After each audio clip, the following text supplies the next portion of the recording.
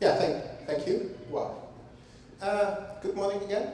I was in Boston last December at Usenix Lisa, and I've sat through like 4 days of talks, 4 days of very good talks, and then on that one day I saw a talk that was absolutely stunning, right?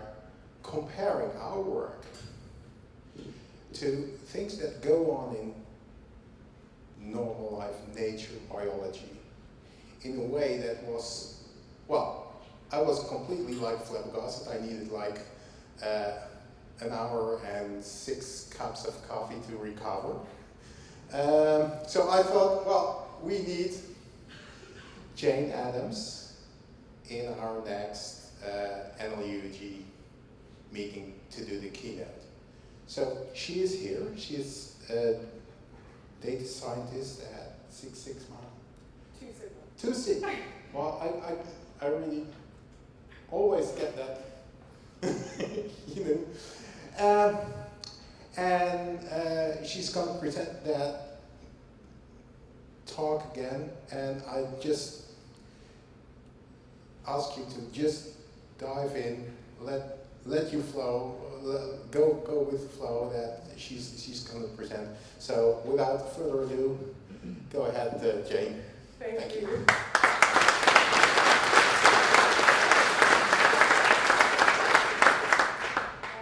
So good morning. This is my first ever time in the Netherlands, so thank you so much for having me. This past weekend I was in Michigan, and a couple of hours before my flight, I accidentally stepped on an anthill. And if you've ever done this, you sort of notice that a bunch of ants start scurrying around. And stepping on an anthill is not actually that bad. You can't kill a colony that way. The only way to kill an ant colony is to kill the queen. She's buried pretty deep in the nest. So all that you've done is sort of damaged an opening to the nest that they can pretty easily rebuild. And so luckily for me, there also aren't a lot of fire ants in Michigan. So what's happening here is that the ants near the mouth of the nest are responding to a threat. And the way that they pick this up is by movement, by odor, by vibrations, and the size of the threat sort of determines how many ants are affected by it. And so what they do is they trip, if they detect a threat, this sort of trips a chemical alarm bell. And so they'll drop a chemical signal that's like, yo, something is very wrong. And then how many ants do this, again, it depends on the size of the threat, determines how many other ants hear this alarm bell and respond. And this is what regulates the size of the response to a threat. And so how ants do this regulate the size of their response to a threat, and how other natural systems coordinate similar types of collective responses is what I'm going to talk about today. And hopefully there will be time for questions at the end. So how many of you know what will happen if I put 50 ants on a table? I know some of you know. they might fall off, but probably not. They're good at walking upside down. So what will happen is they'll pretty much walk around in circles until they die of exhaustion, which is not that interesting. But what happens if I put 500,000 ants on a table? Pardon? The table falls over. No, the table does not fall over. Ants are pretty small. But what they'll do is they'll start coordinating to try to find food and to find a promising nesting site. And so if you saw my TEDx talk, or if you're Rudy, you knew the answer to these questions already. So I first gave this talk at the end of my undergraduate degree at NYU. It was a TEDx talk called How Ants Find Your Picnic Basket. And I was invited to give it at Lisa last year in December, and now I was asked to give it here, and so here I am. So, as Rudy said, my name is Jane. I work with data at 2 Sigma currently. And my undergraduate degree was in emergence in complex systems. So how complex collective behavior emerges in complex systems in the natural world. And I was also looking at how complex collective behaviors emerge in artificial systems, and we can sort of have a debate about whether or not distinctions between natural and artificial systems are meaningful here. But I was coming at complex systems from a physical angle as opposed to a social one. So I was particularly interested in the dynamics that complex systems exhibit. So how the components interact and how the system transitions from state to state. And I was sort of less interested in the emergent collective behaviors themselves and trying to understand those. And so I was interested in the dynamics themselves, the sort of intricacies and nuances of those dynamics and how, or what role those might play in the emergence of collective phenomena. So it seemed to me that there was more to these dynamics than just a description of how the state is evolving. And one of the reasons that I thought that this is true is one of the main ways that we distinguish complex systems from other types of systems is by their dynamics. So I wasn't really focused on, again, like ants building nests or ants foraging for food, or even how you sort of get from how simple ants are to a complex collective behavior like building a nest or foraging for food. And that's actually one of the most interesting parts of emergency complex systems, but that's not where I was sort of focused. So when I finished my undergraduate degree, I started a master's degree, also at NYU, in urban data science. And I had been previously focused mostly on non-human complex systems. I was looking at things like ant colonies and flocks of birds, the human brain, but cities and neighborhoods also exhibit a lot of really rich, a lot of really complex collective behavior. So I was like, okay, let's go study cities. And what this looks like was digging into a bunch of different urban data sets to try to start modeling the dynamics of New York specifically, because that's where I live. And I was going to try to see, okay, do some of the dynamics that I see in these non-human complex systems generalize well to human complex systems? But that didn't really happen. I got sort of enamored of the data itself. I became very interested in the complexities and challenges and problems in how we collect data, how we interpret it, and especially how we try to use it. And so that's a lot of the work that I'm doing now. So I'm not going to really talk about data anymore. So if you want to talk about that part of my work, you can find me afterward. So I made a couple of turns since I first gave this talk. It's sort of very funny to me that I'm giving it again. So what is amazing about ants? So each individual ant is pretty simple, and they operate without any central control. And yet they're able to perform collectively these very complex behaviors. We've talked about foraging for food and building nests. They're also able to find the optimal location for burying their dead. And they're also able to, some species will sort of reinforce the mouth of their nest in preparation for monsoon season. And so no individual ant in a colony has the instructions to find food or the a priori knowledge about where that food is. Neither does any ant have the instructions to build a nest or information about what features or protections that nest needs to have. And even if they did, the communication methods that ants have are not sufficiently rich to communicate any of that information, and no ant has any authority over any of the others and can sort of dictate any behavior. And so, even though all of that's true, these behaviors emerge, again, simply by adding more ants. And we're going to talk about what's happening as we add more and more ants a little bit later. So Ants are the poster children of complex systems, and especially emergence in complex systems. And this is probably because they're pretty easy to study, and their collective behaviors are pretty recognizable. Like, it's easy for us to recognize foraging for food or building a nest. But before we get too deep, we should define complexity, and we should define complex systems. So complexity is used to describe the behavior of systems comprising many simple components interacting with each other and their environments in relatively simple ways. And so while the individual components are doing that, they're minding their own local business, complexity describes what the system as a whole is doing. And so what's important to note is that when we say that the component parts of complex systems are relatively simple, and they're following relatively simple rules, what we mean is relative to the behavior of the whole system. And so, for example, to simplify it a lot, ants communicate via pheromone signals, which are chemical signals that they sort of drop and pick up in their environment. And they have some sensory inputs, antennae. They also can sense vibrations. And they have a limited set of actions that they can take based on this pretty limited set of inputs. So the degrees that you can think about it as degrees of freedom. So the degrees of freedom in this system are pretty limited, as is the amount and quality of information that's available.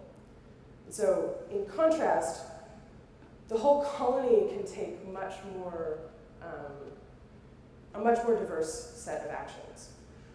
We see, again, colonies building nests and foraging for food. We also see them engaging in behaviors as sophisticated as raising livestock and waging war on other colonies. There are also some species of ants that engage in slave-making behavior against other colonies.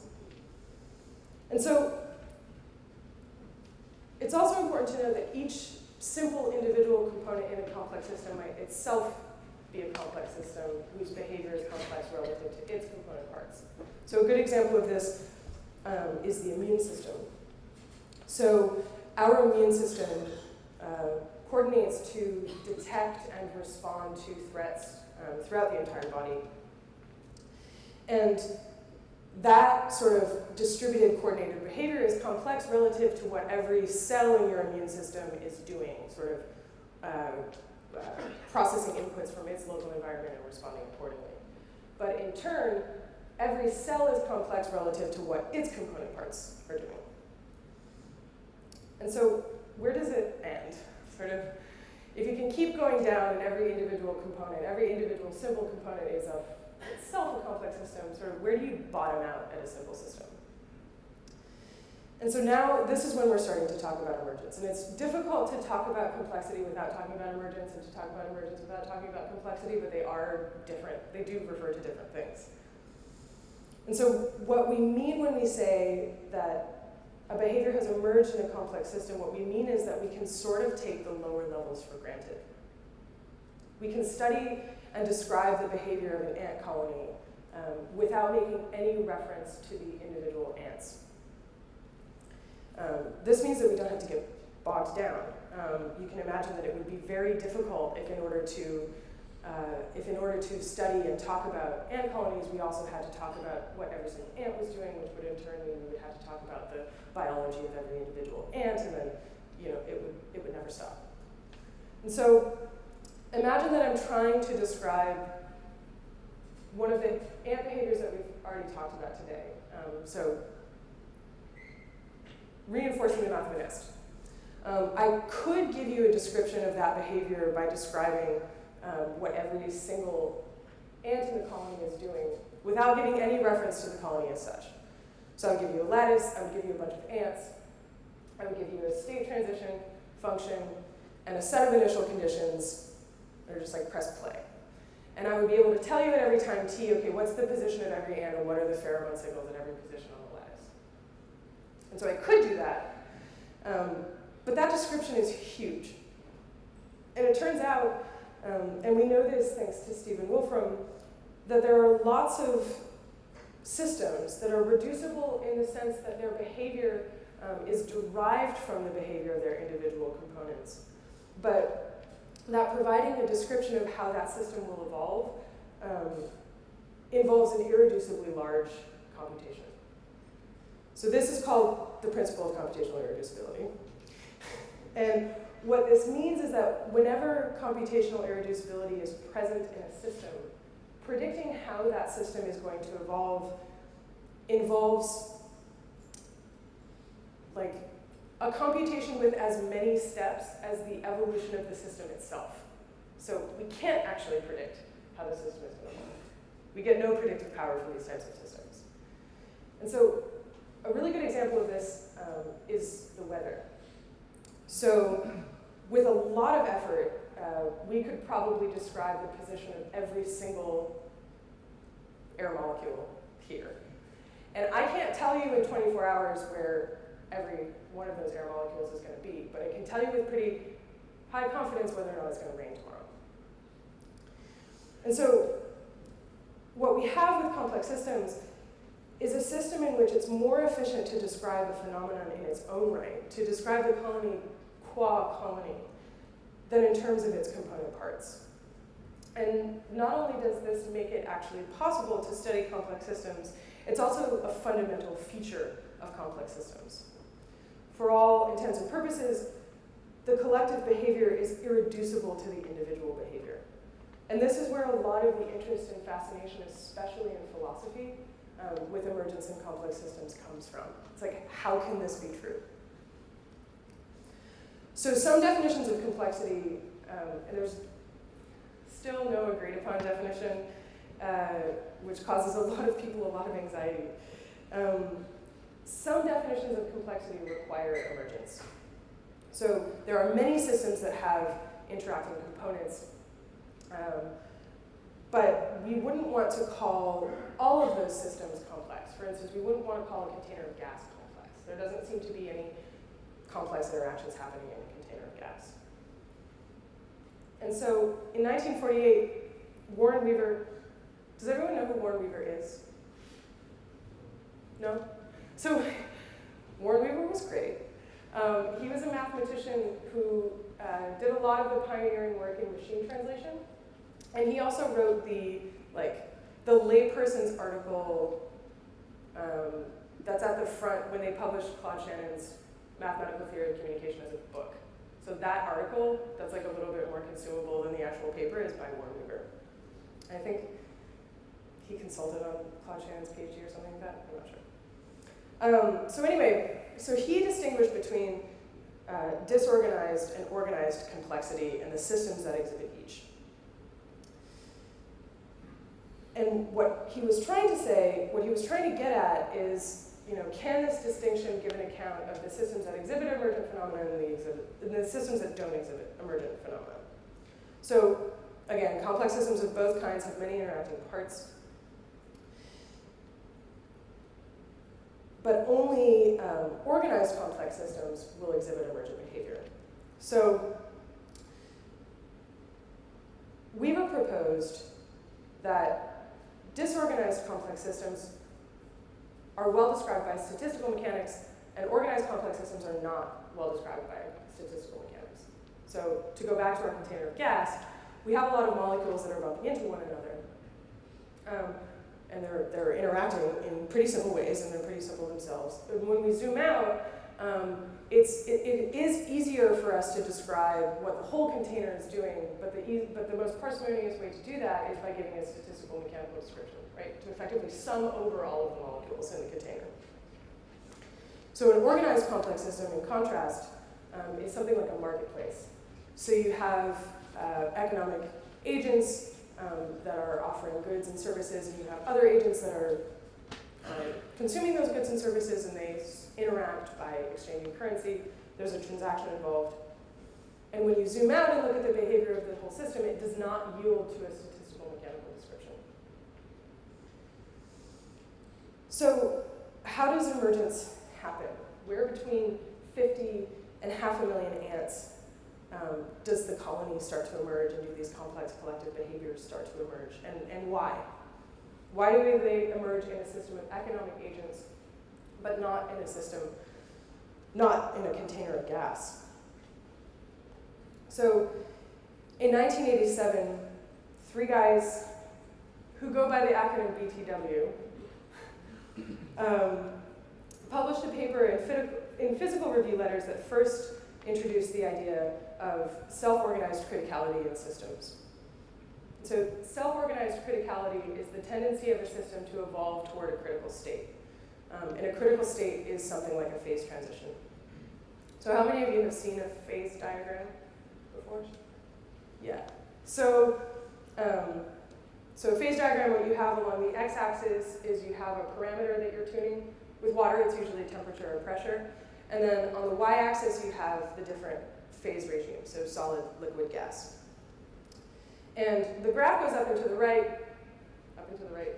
but it's not a straight line. So what you'll see is you'll start with a slope, and then it'll level off, and then you'll have another slope, and then it'll level off, and so on. And so those points where the line levels off, those are the phase transitions. So water doesn't transition smoothly from a solid into a liquid. There's a non-zero period of time between a solid and a liquid where you can't rightly describe it as either. And this is what we call a critical point. And the dynamics that the water molecules exhibit when they're in these critical points, like the way they're interacting with each other, is what we call critical behavior. So there's a lot of interesting work trying to describe complex systems as systems that evolve toward and then remain in critical states. And the idea is that self-organized criticality, this tendency of systems to evolve toward critical states, is one of the mechanisms by which complex collective behaviors emerge.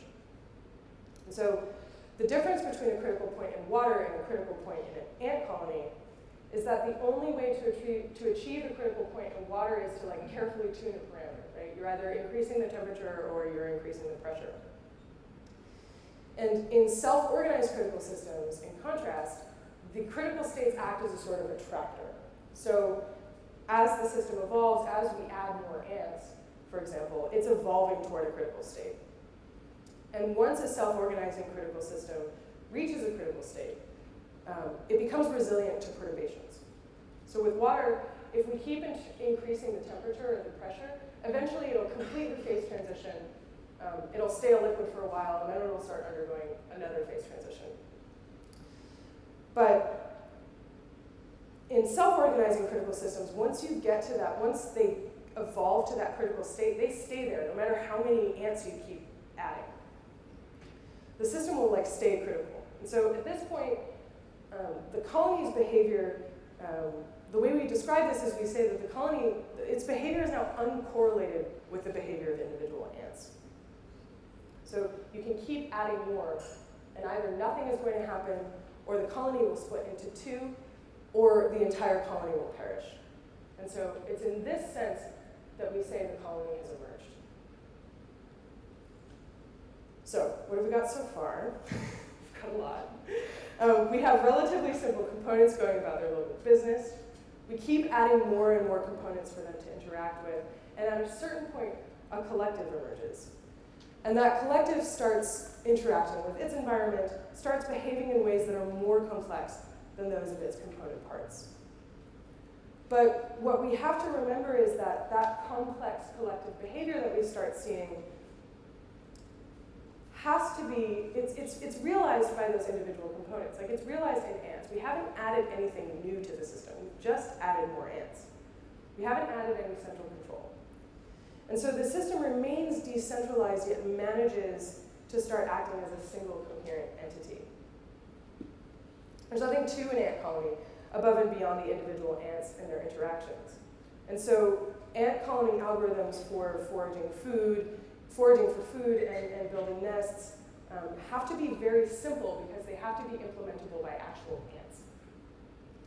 And so they also have to be distributed.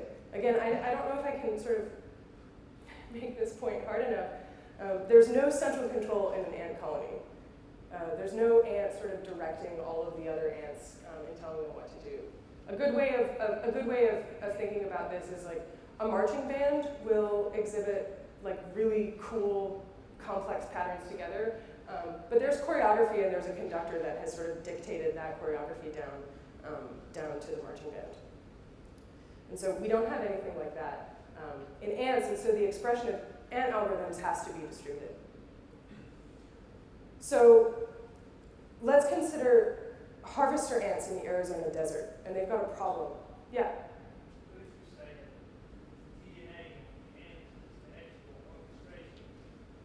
Can you ask me when we're done?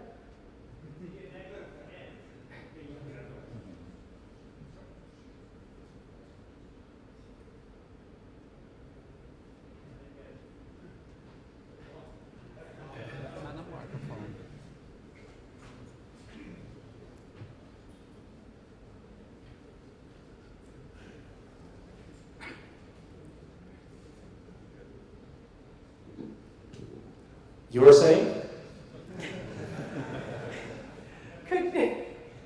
Are you going to ask me when we're done? Oh, that's cool. Okay, thank you. Excuse me. Okay, where were we? All right, harvester ants in the desert. They have to spend water to get water. So they get water from the seeds that they eat, and they spend water when they're out foraging for seeds. And so once a forager ant leaves the nest, it doesn't come back until it finds food. And so because they lose water while they're foraging, this means that many of them die before they ever find food. Or even more sadly, they'll sort of like perish on the journey back. And so this is more likely to happen on really hot, really dry days in the desert. So Deborah Gordon is a biologist at Stanford who has studied harvester ants in the Arizona desert for a very long time. And she noticed that on really hot, really dry days, colonies would send out fewer foragers, but she had no idea how this behavior, how foraging was being regulated. So while some ants communicate by pheromone trails, which we talked about already, there are several forager species that only interact by direct physical contact. So they like touch antennae. So that's a very limited communication. That's a binary message. So what forager ants will do is they'll wait at a very narrow entrance to the nest, and they'll wait for foragers to return with food, and then they'll touch antennae. And then based on the frequency and timing of those interactions, they'll decide whether or not they're going to go out or whether or not they're going to stay in. And so again, once a forager ant finds food, it's going to come straight back to the nest. And so if there's food nearby, there will be many and frequent interactions with the foragers that are waiting at the mouth of the nest, and they'll go out. But if there's not food nearby, or if it's dry enough and hot enough that the conditions are just sort of too dangerous, and ants are dying on the way back with food, the interactions will be infrequent. And so the foragers at the mouths of the nest will stay put. So just this very simple interaction of touching antennae governs a pretty sophisticated collective behavior of adapting to changing foraging conditions. So who knows what they're doing?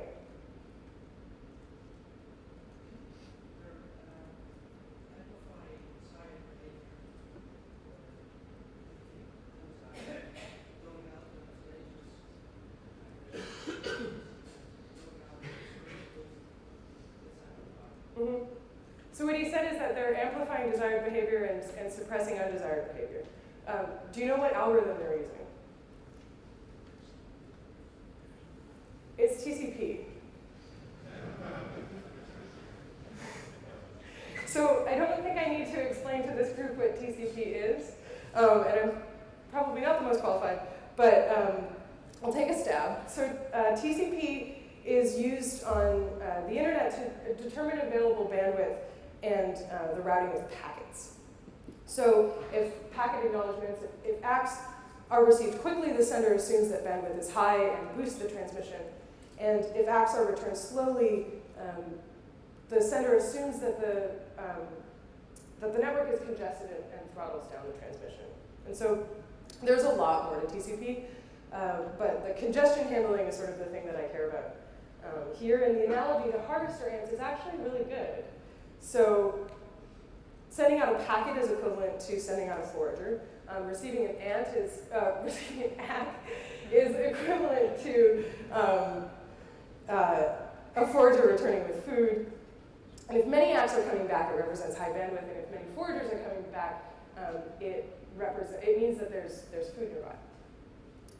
And so there's this article published by Priceonomics called The Independent Discovery of TCP/IP by Ants, and it should really be called The Independent Discovery of TCP/IP by Humans.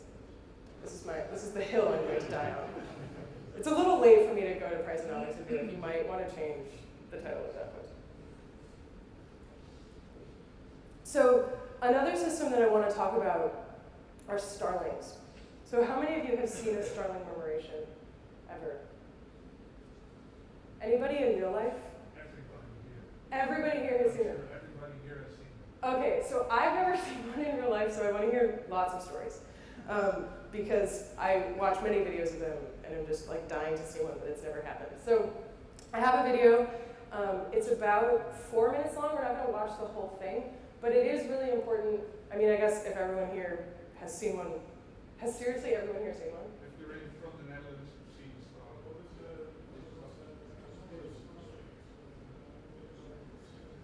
Murmuration. I'll show you.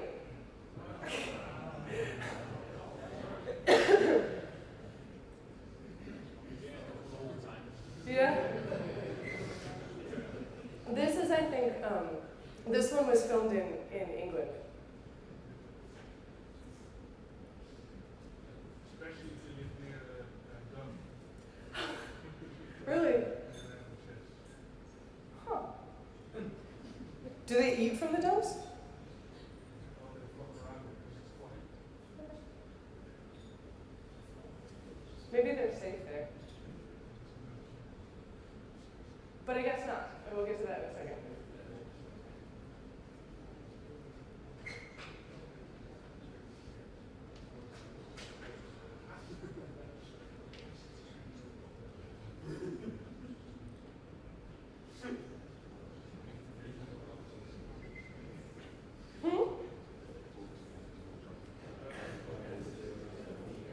Oh yeah,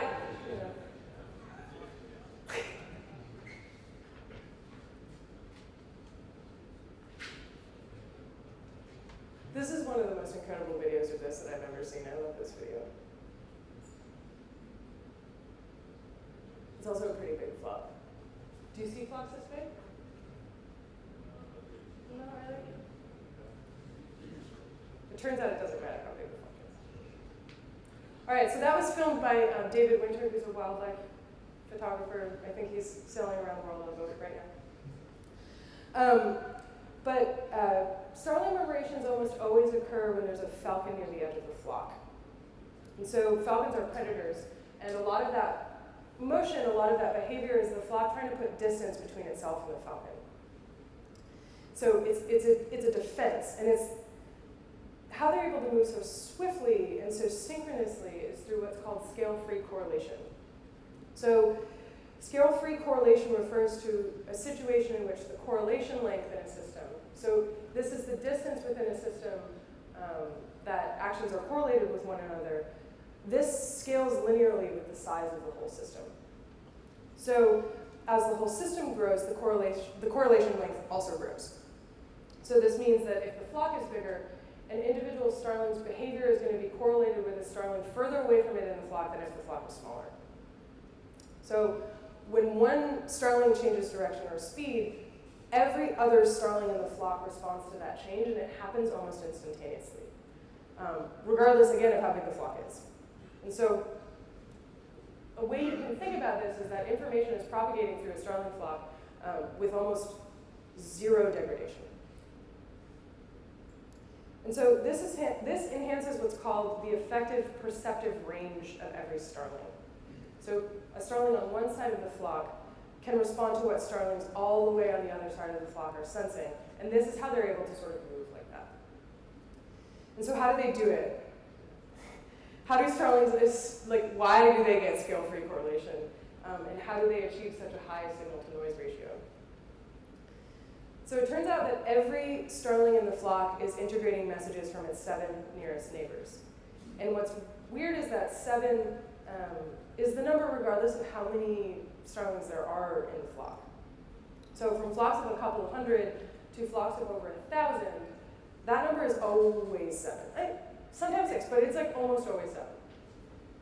And so a paper was published in the Public Library of Science in 2013 that tried to answer the question, okay, like why 7?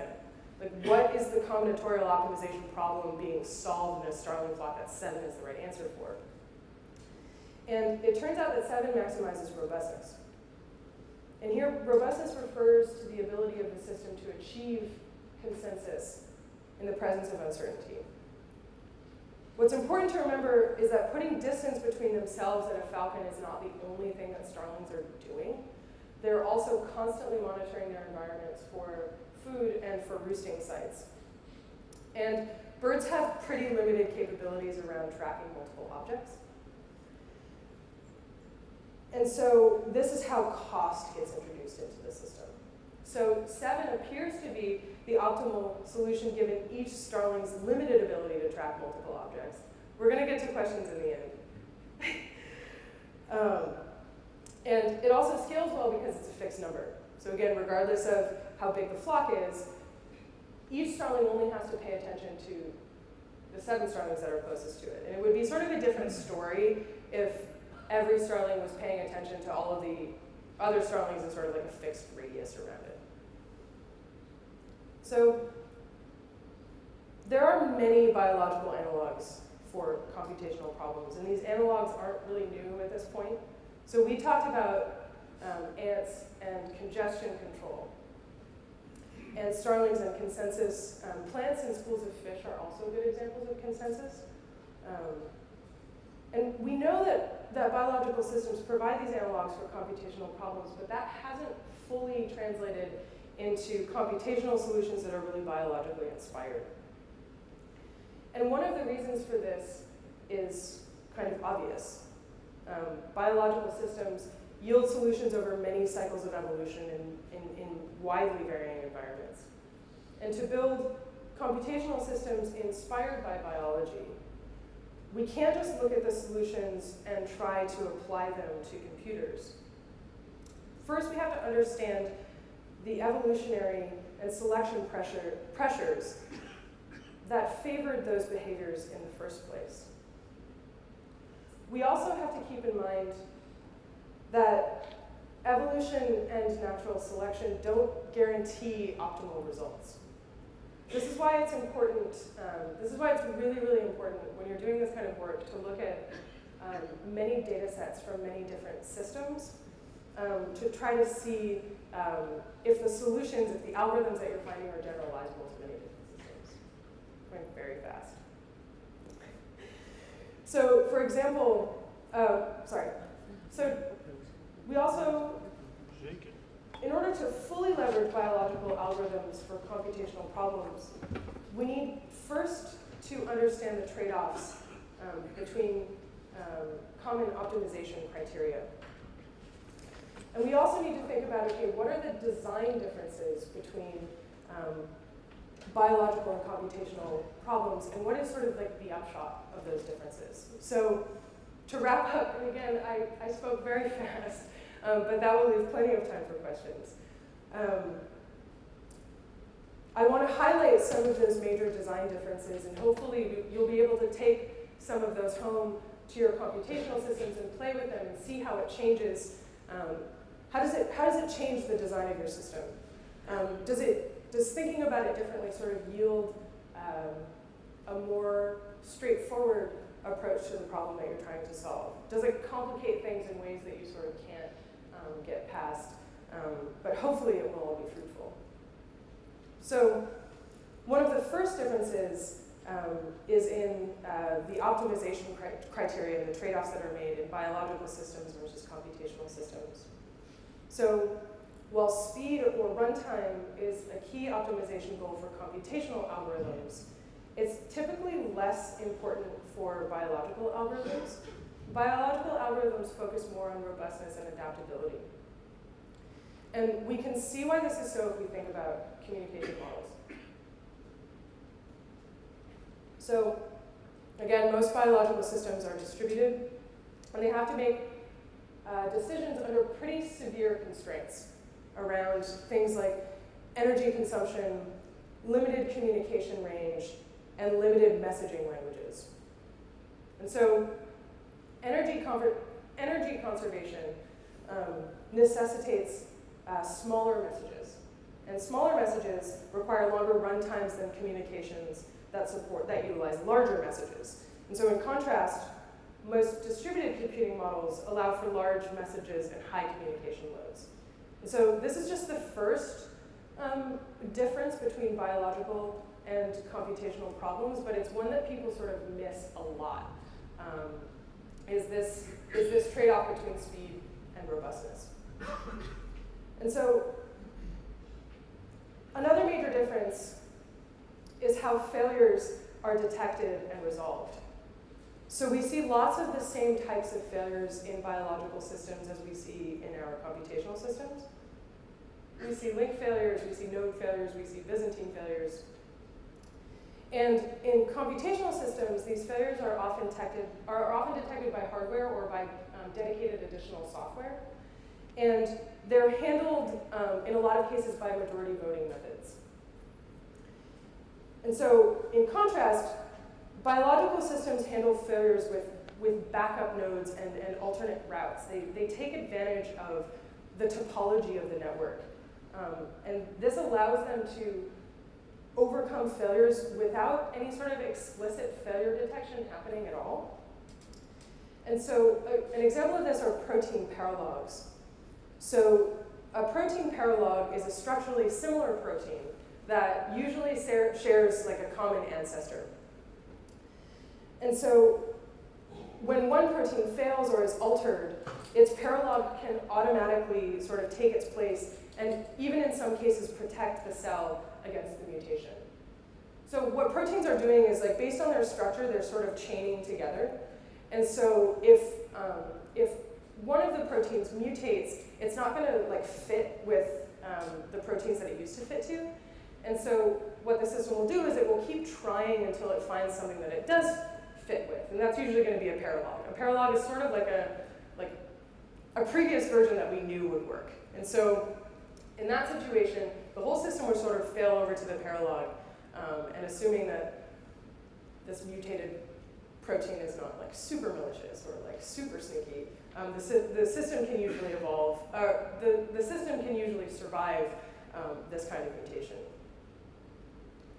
So I find this difference really interesting. I'm not going to talk about it a lot, but another really interesting difference is the use of unique identifiers for nodes. So most biological processes don't use identifiers to label the sender and receiver of messages. So in other words, the communication models in biological systems are often anonymous. And while targeted interactions do exist, a node receiving two messages usually can't tell if those messages came from the same node or they came from two different nodes. And so the decision criteria for the receiving node, you can't assume that it knows where these messages are coming from, and yet it still has to make a decision. And so finally, while many distributed computing algorithms use majority voting to solve coordination problems, many biological algorithms use weighted voting schemes. And what this looks like is that some nodes have greater influence on the collective decision making based on their own experiences and their confidence. So this is especially helpful in some swarms. So without this, what can happen is like a subswarm might send the entire swarm down like an undesirable foraging path, simply because like a lot of them are going there, and then it sort of amplifies, and the whole system goes astray. And so instead, what they can do is they can sort of almost override to sort of halt that process and make sure that the entire system doesn't go astray. So there's a lot going on in complex systems. And while the setup of complexity and emergence is pretty simple and pretty abstract, it's simple and abstract enough to show up all over nature at many different scales. Simplicity and abstraction are things that we want to and should strive for in our computational systems. But in striving for it, we have to understand like what could possibly happen if we do that really well, and what the operational model of doing that well will look like. So simplicity and abstraction give rise to an incredible diversity of systems and behaviors, and that's difficult from an operational perspective to handle. And so understanding what will happen if we do this well means determining if our systems are evolving toward critical states, or if we're pushing them towards critical states somehow. It means determining if our systems exhibit disorganized or organized complexity. It means determining how our systems are differently or similarly constrained and why that matters, what the upshot is. And as more computational systems start to exhibit similarly severe constraints from biological systems, and some good examples here are sensor and mobile networks, we may start seeing more fruitful intersections of biological and computational algorithms. Thank you.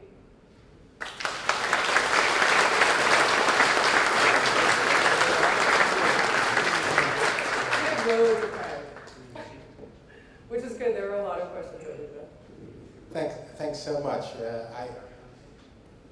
I've seen that talk before, and right now, the second time, I notice new things again.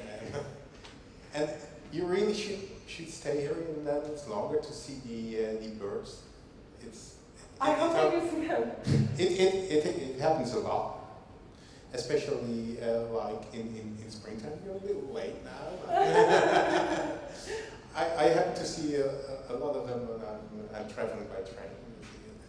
But coming to questions, maybe we can like move the mic. I actually have two questions. One very simple, one local. Sorry, excuse me. For the modeling of the measurement of 7 neighbors and starlings, was that modeled or observed? It's observed. So they have, so this group, they had films of many, well, both. So they have films of many different flocks of varying sizes. This was the thing that they were really particularly interested in. And they took sort of stills from these different videos to sort of get the data to model, and then they sort of tuned it that way, and we're like, okay, what parameter, and also a fixed number versus something like a fixed distance, like a fixed radial distance, for instance. They're like, okay, which one of those models most closely resembles the kind of dynamics that we see in the videos? And the second, perhaps more complicated.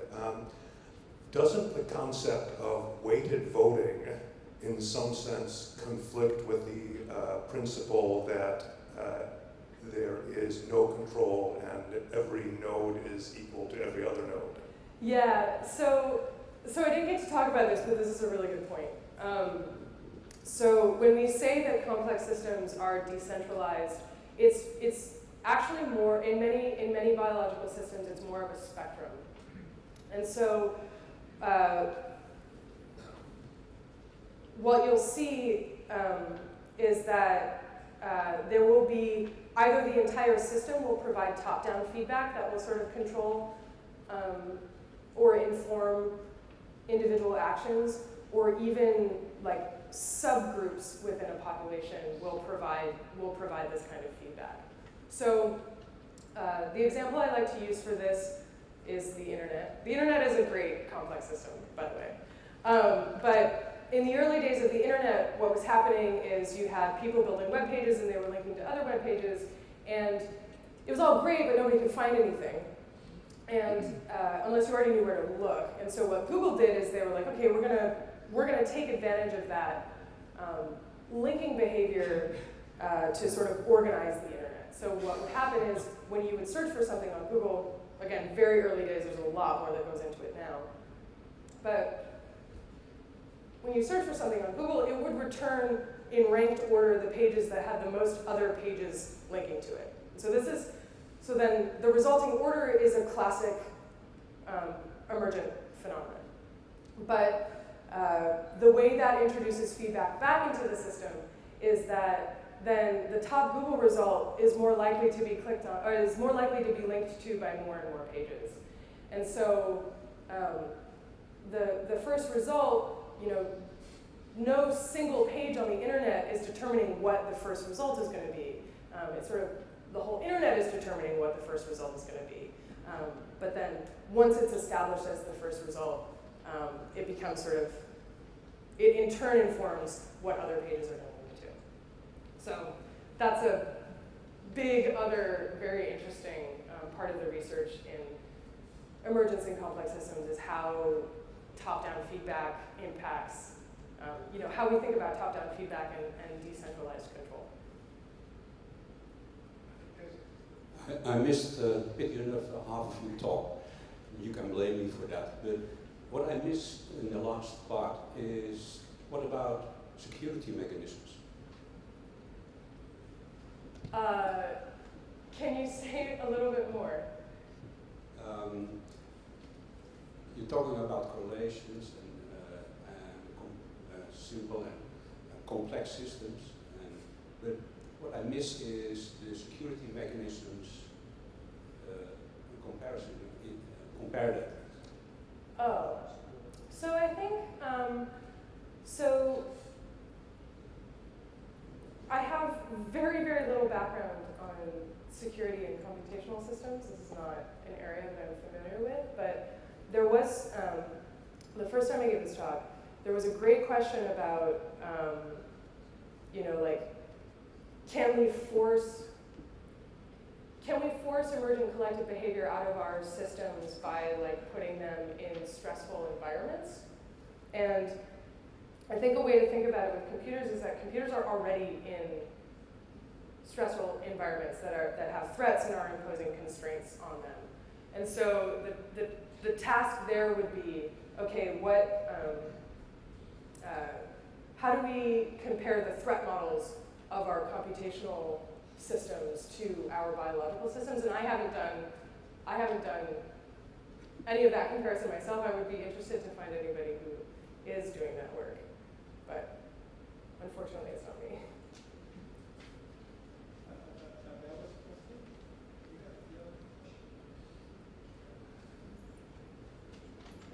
You were talking earlier about the orchestration and the difference between a symphony that is orchestrated and an anthill that doesn't have any orchestration at all. And my remark was that there is a whole DNA blueprint of what these ants are supposed to do. And I find it really, really weird that you say, well, there's emergence, because if you have 5 ants, nothing happens, and if you have 500,000 ants, then something does happen. It only means that there's the parameters that are needed for the system to emerge were present with the 5,000 or 500,000 ants, but not with the 500 or 50 or whatever. But the blueprint and the orchestration is already there. It's not something different. Yeah, that's actually exactly what's really fascinating about these, right? Even those 50 ants have the same DNA blueprint that you're talking about, and yet we don't see these behaviors when we put 50 ants on a table. Because the system doesn't perform, because the parameters that are needed for this behavior are not provided. But yeah, the parameters are just more ants with the exact same kind of DNA blueprint. Sure. But there is no real difference there. I mean, I know. It's really weird. So we should talk about evolution and natural selection for a second. I talked about this at Lisa. I sort of didn't really get to this section today, but Deborah Gordon, she's the one that was doing work with harvester ants in the Arizona desert. She also noticed that this sort of foraging regulating behavior was shared by child colonies. So if a colony achieves a certain size or the conditions change in such a way, a child colony might split off. So it'll take a princess ant, and she'll become the queen ant, and they'll go far away and be their own colony. And so she was trying to think about like inheritance in ant colonies and things like that. And we usually think about, we usually use like food consumption as a proxy for reproductive success. So like the more food you consume or like a system consumes, like the more like biologically successful it is. And so she was curious about why a behavior that was not maximizing for food, but would instead, like in harsh conditions, sort of be like, all right, we're gonna hold off on the food for a while. Why that trait sort of would be shared by child colonies. And this is a really fascinating, thing because we're seeing natural selection for collective behaviors as opposed to for individual traits. So there's a lot of, so if you want to get into like the DNA of ants and also like the blueprint of a colony and how that's inherited. It's kin selection, right?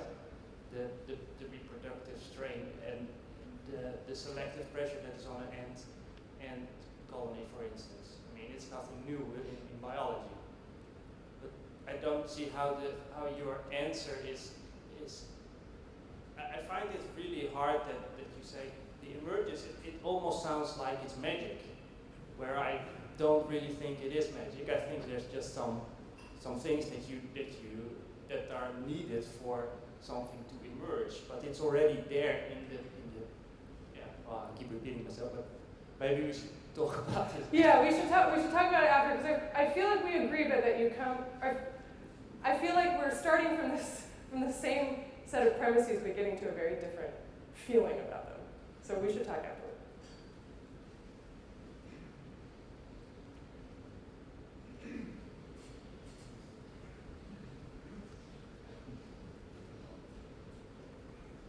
If you look to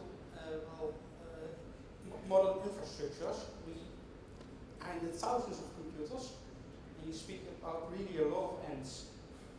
Are we there yet to make use of these kinds of algorithms in any infrastructure? In infrastructure, I'm not sure. There's been success in search algorithms that are based on ant models.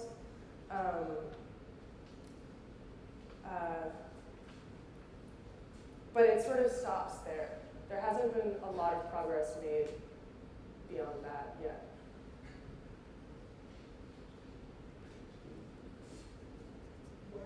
Where is the boundary between the individual and the colony? If I insert corrupt ants with a different goal, how many do I have to insert? Yeah, so this would be something that you would have to model, right? So you would, with a different goal, like you would have to encode that and then see, okay, like what is the threshold? And people ask this question a lot. They're like, okay, is it like the millionth ant? Is it the millionth and first ant? Is it the millionth and second ant?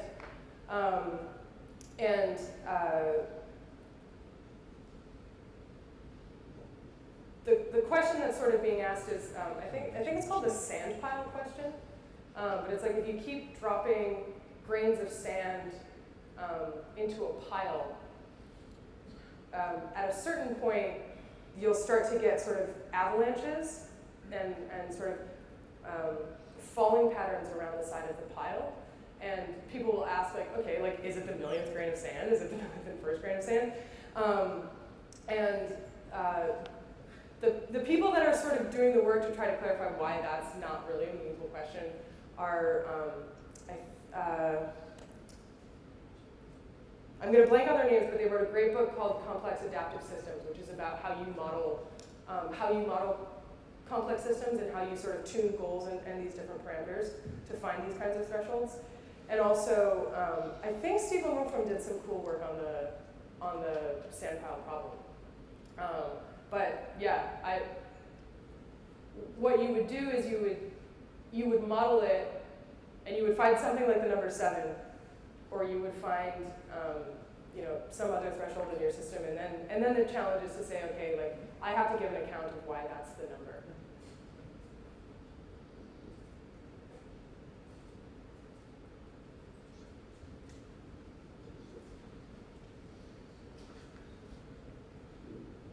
Thanks again. The great thing is that I can ask the last question. I was like thinking, if you do you know of any research that's being done in emergence of like routing algorithms for really large sets of nodes, like what you see in IoT, where you got lots of relatively small, relatively simple devices with a networking in between that. I think there's, you know of any research that's in that area compared to like the end problem or the Yeah. So I don't know about. I don't know what the upper bound of the research in terms of number of nodes in the network is, but people use Scalable to study network routing. That's like the system that they go to. So there was cool research done where like Scalable like discovered the topology of like the Japan railway system or something like that, some transit system. But that's where I would look. I would look at what people are doing with Scalable.